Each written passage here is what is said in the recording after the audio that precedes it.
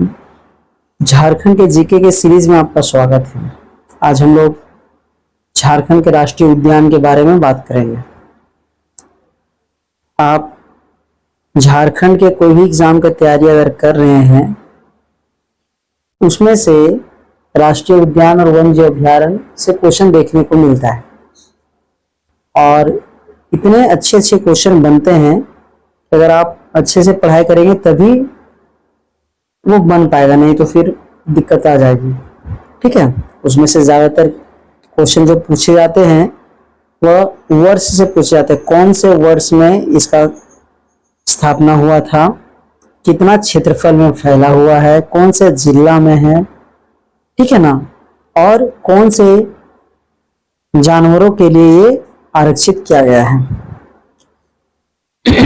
चलिए देखते हैं आज हम लोग राष्ट्रीय उद्यान होता क्या है, पहले उसको समझ लें। राष्ट्रीय उद्यान का मतलब होता है कि किसी विशेष क्षेत्र में जो भी जीव जंतु वहां पे रह रहे हैं उनको संरक्षित करना, ये राष्ट्रीय उद्यान का काम है।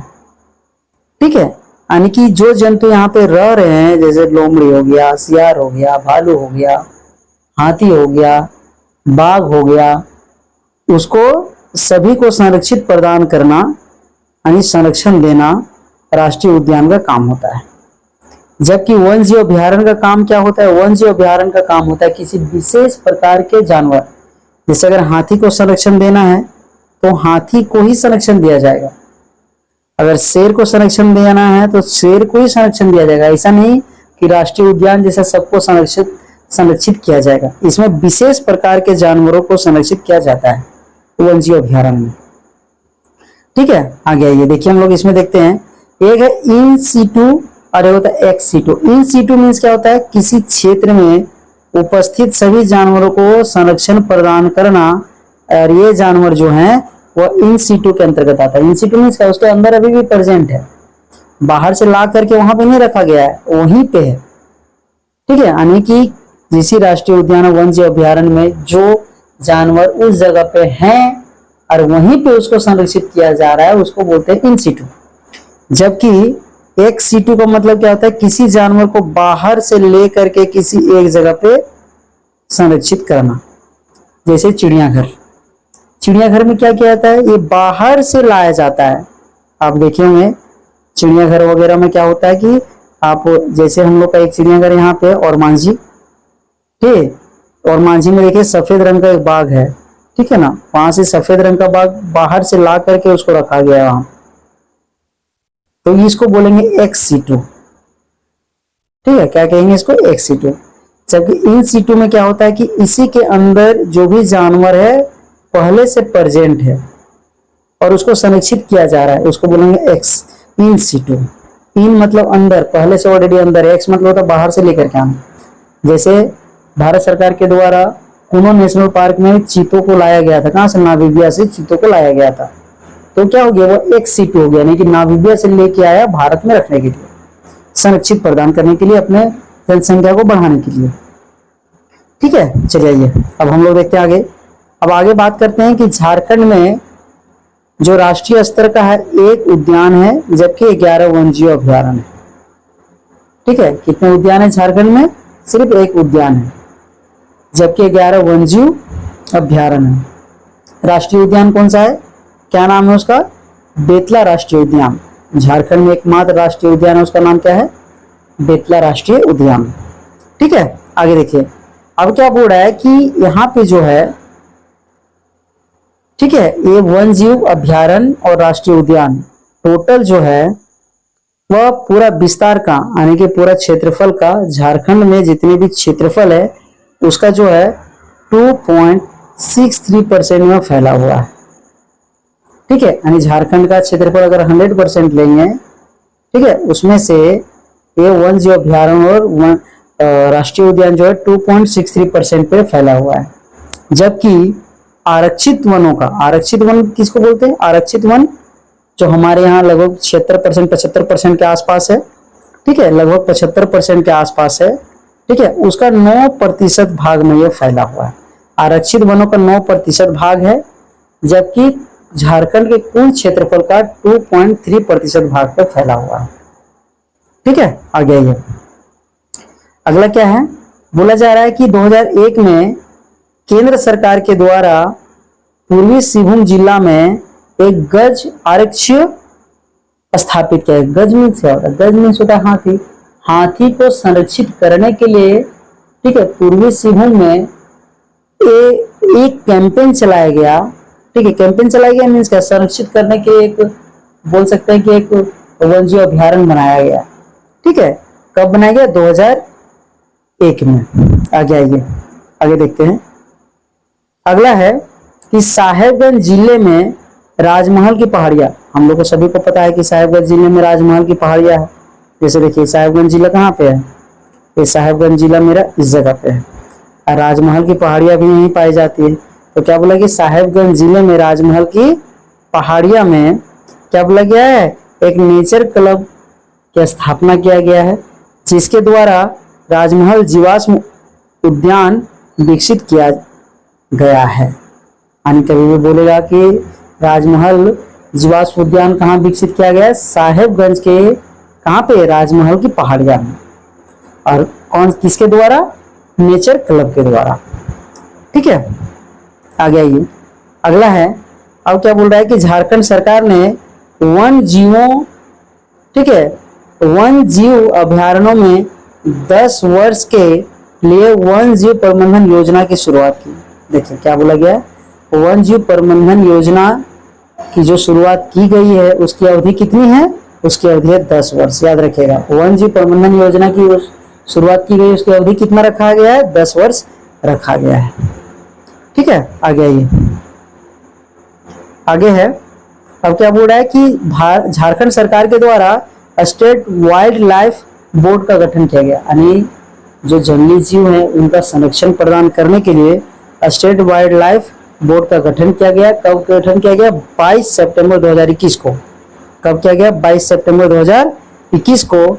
और इसमें टोटल कितने सदस्य होंगे? 10 सदस्य होंगे और एक अध्यक्ष होगा।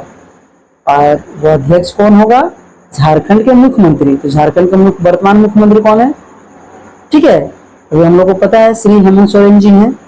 तो अभी का जो वर्तमान अध्यक्ष हैं वो कौन है? श्री हेमंत सोरेन जी। मगर याद रखना कि जिंदगी भर के लिए नहीं रहेंगे।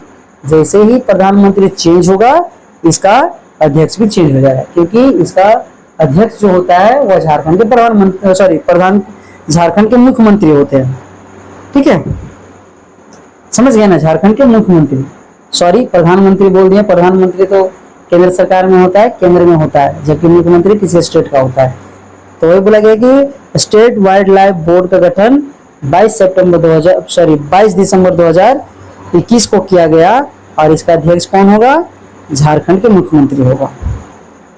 ठीक है, अब आगे आइए।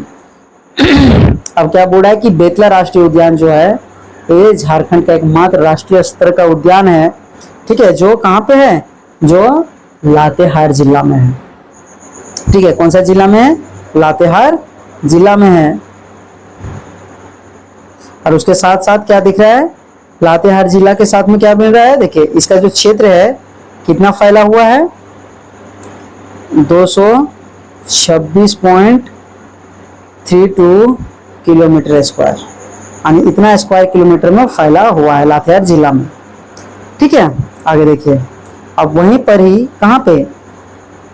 लातेहार जिला में ही, ठीक है, 1932 में बाघ की जनगणना की गई थी। कहाँ पे? बेतला राष्ट्रीय उद्यान में। बाघ की जनगणना सबसे पहले भारत में सबसे ज्यादा कहाँ किया गया था? सबसे पहले कहाँ किया गया था? तो झारखंड के बेतला राष्ट्रीय उद्यान में। कब? 1932 में। और एक बाघ परियोजना की शुरुआत की गई कब? 1973-74 में। ठीक है, बाघ परियोजना, जिसमें बाघों को क्या किया जाएगा? संरक्षित किया जाना कहा गया। ठीक है, बेतला का राष्ट्र, देखिए बेतला का फुल फॉर्म क्या है? Bison, elephant, tiger, leopard, axis. ठीक है, अब देखिए अब इसमें और है एक पलामू बाघ आरक्षित। ठीक है, पलामू बाघ आरक्षित मीन्स क्या हुआ? उसका नाम दे दिया गया। जो यहाँ पे बेतला राष्ट्रीय उद्यान में क्या किया गया? यहाँ पे बाघों का संरक्षण प्रदान करने के लिए 1973-74 में बाघ परियोजना की शुरुआत की गई। उसके तहत पलामू बाघ अभ्यारण्य की स्थापना भी किया गया। ठीक है, पलामू बाघ अभ्यारण्य की स्थापना कब किया गया था जी? ठीक है, देख लीजिए 1974 में, बोल सकते हैं 73-74 में किया गया था। और इसका जो क्षेत्रफल है वह कब है, कितना है, फैला हुआ कितना है, 1130 किलोमीटर स्क्वायर में फैला हुआ है इसका क्षेत्रफल। ठीक है, आगे देखिए, अब ये किस जगह पे, देखिए अभी हम लोग पढ़े थे एक, देखिए यहाँ पे पलामू, ये तो पूरा मिस्टेक से हो गया है, इतना नहीं होता है कि पलामू इतने भाग है, तो पलामू के भाग में ही बेतला राष्ट्रीय उद्यान स्थापित किया गया और उसी के अंदर एक क्या है, बाघ आरक्षित क्षेत्र भी स्थापित किया गया है। ठीक है, अब आगे देखिए, अगला क्या है, झारखंड राज्य में बाघ कॉरिडोर की संख्या भी बनाया गया है। झारखंड राज्य में एक बाघ कॉरिडोर बनाया गया। बाघ कॉरिडोर समझते क्या था, ताकि बाघों को संचरण के लिए किसी प्रकार से कोई दिक्कत का सामना ना करना पड़े। तो बाघ जो कॉरिडोर बना हुआ है उसका नाम क्या है, गुरु घासीदास पलामू लावालोंग बाघ कॉरिडोर। यानी कि देखिए पलामू लावालोंग, लावालोंग कहाँ है, चतरा में, यानी बोल सकते हैं कि ये चतरा इधर से होते हुए चतरा तक बनाया गया है बाघ कॉरिडोर, ताकि बाघ आसानी से संचरण कर सके, यानी कि आवागमन पे कोई प्रकार से बाधा नहीं होगी। ठीक है, गुरु घासीदास कहाँ है जी, गुरु घासीदास छत्तीसगढ़ में है। ठीक है, और ये सब कहाँ तक, लातेहार और लावालोंग चतरा तक किया गया है। समझ गए ना? तो ये बनाया गया बाघ कॉरिडोर ताकि बाघों को आने जाने या भ्रमण करने में कोई समस्या ना हो।